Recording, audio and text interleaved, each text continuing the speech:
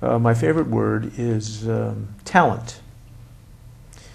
Talent is the source of everything.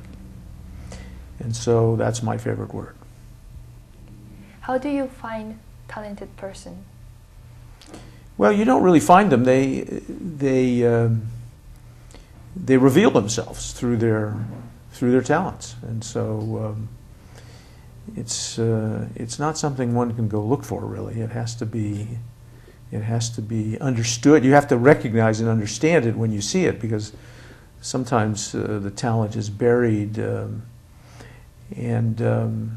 this is a big issue because often people mistake brand for talent, and these are very different things.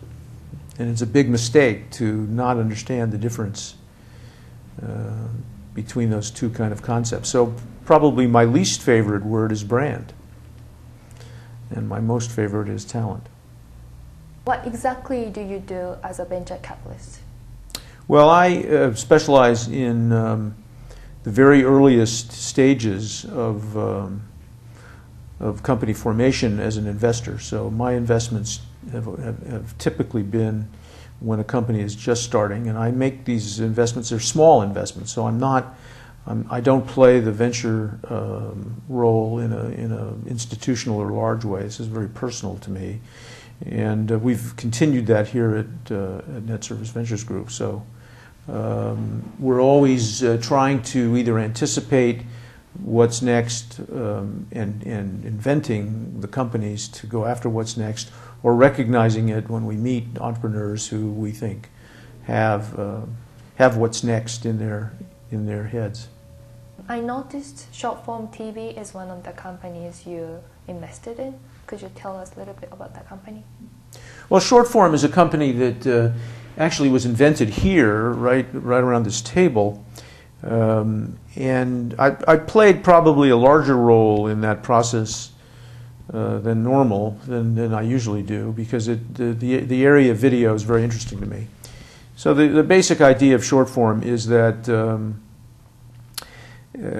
people would like to consume video on the internet in more of what we call a lean-back mode. That is, they'd like to sit and have things offered to them, more than having to respond to their emails to get a video clip or so, or go search for something to look at. Internet video today is consumed far less than television, and one of the main reasons for that is that most people don't want to bother to have to figure out what to watch. They want what they watch to be presented to them, and short form is trying to do that in its own way with videos that are still of internet scale, that is, pretty short videos. So they're trying to figure out how best to provide that lean-back experience for people by combining internet technologies and combining internet videos that are available into a string of things that people are interested enough to be able to watch for 20 or 30 minutes, rather than the average video today is consumed in about 2 or 3 minutes. So we think this will provide a whole new media platform and lead lead to an outlet for talented film producers to get their materials to an audience in ways that are very difficult to do today. You have Japanese business partner and you have relationship with Japanese company. How do you feel about working with Japanese? Well, I've had a long-term consulting relationship going back about 15 years, or more actually now, with large Japanese companies, and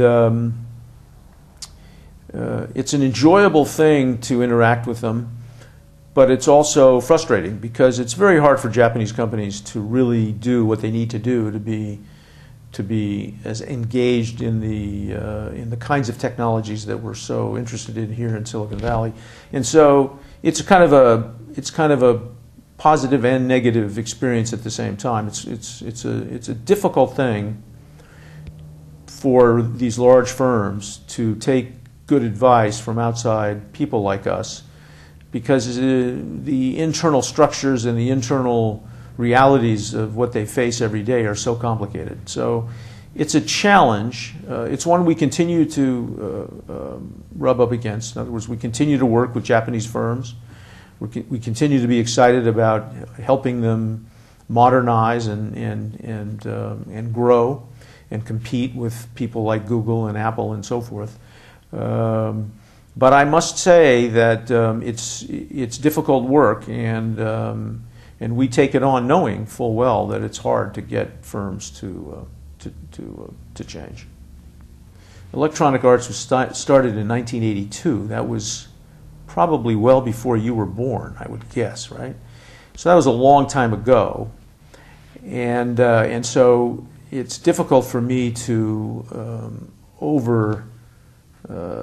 to take too much credit for how wonderful a company it has become, because I left the company relatively soon after it was founded, and it took some years.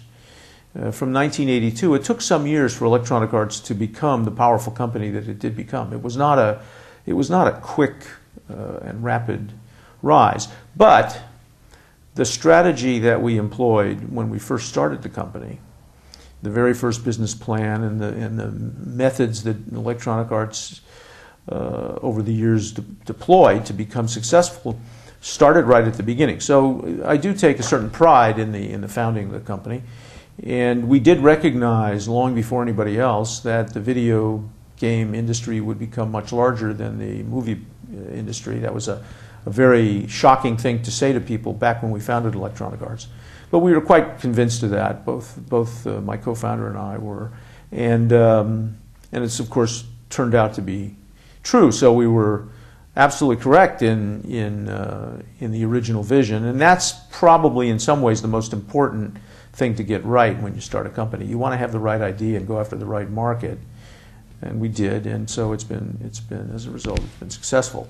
The business still continues. It's changed in some ways. It's become more diverse, and there's now a very strong internet component to gaming, mobile component to gaming, and so forth. So Electronic Arts has had to adapt to all of these changes over time. Well, you know, the venture capitalist role is from a societal point of view, from looking at venture as helping society grow and prosper. The venture capitalist role is to match money with talent. That's the job. And because for Van Gogh, the famous artist, to have died without becoming famous, without his talent being recognized, we can't have that happen in the venture business. If that happens in the venture business, it's not just a personal tragedy, it's a tragedy for the society, because the society is going to lose the benefit of that person's gifts if we can't match him up with the money he needs or she needs to build the business. So, you know, while the venture capitalist often pursues their business because they want to get rich, they want to make money, from the society's point of view, it's a very valuable thing they're doing, because if they do their jobs right, they're matching talent to money. And for a society, that is everything. That's how a society grows. That's how we progress. All on that basis. It all starts from the brain of one or two or three individuals making a new company, and from the brain of a person with money recognizing the talent and backing it. Mr. Melmon, thank you for spending time with me for the interview. Thank you very much. It's my pleasure. Thank you for having me.